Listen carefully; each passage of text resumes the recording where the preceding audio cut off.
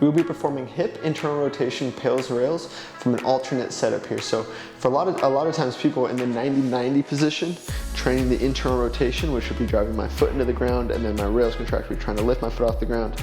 It can be very challenging for a lot of people to create either tension here, they get discomfort in the knee, or they get discomfort in the hip, because this requires a lot of what's called hip abduction. So that would be me trying to lift this hip off of the ground. A lot of people do not have the requisite abduction, so it makes the internal rotation a lot harder to train. So this setup is really going to allow us to get the most out of our hip internal rotation without having to worry about the abduction angle and without having to worry about our spine angle. So we'll be laying on the floor with a foam roller between the knees. You could use a yoga block, you could use a pillow, you could use a large book, really anything that you have to squeeze between the knees.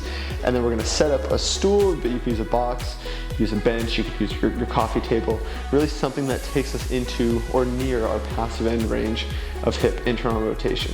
So if you have something that's kind of high enough but not quite high enough, you can set up your table, and then you could throw an AirX pad, you could throw another yoga block slightly higher just to take you higher up into that end range. So to set the position up, we're just gonna be laying on our side.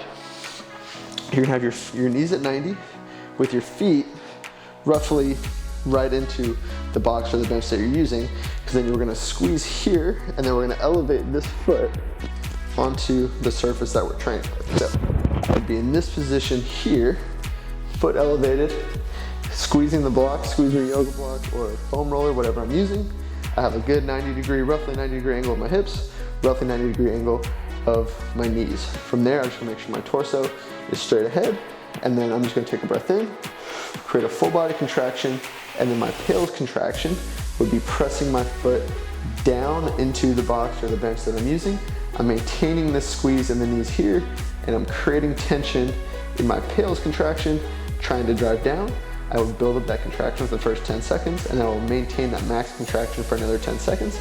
My rails contraction, making sure my spine doesn't move, make sure nothing else moves, press the knees in more, and now try to lift my foot away from my box, my bench, whatever I'm using. If you're able to get the tension here and then just drive up, barely get that foot off of the surface. If you don't get it off, that's okay, as long as the contraction is coming from that regressive tissue.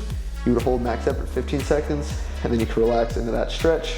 Relax there for about 30 seconds, and then repeat for 1 to 2 more rounds. So PAILs, drive down, build the contraction for 10, max effort 10.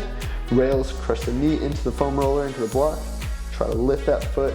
You want to be able to get it just high enough, maybe barely off. If you're getting it way up here, that means you either shifted your body to give yourself more range, or that you just need to use a slightly higher object to lift off from. So that is an alternate setup for hip internal rotation PAILs-RAILs using a foam roller, some blocks, and a stool or a bench or a box.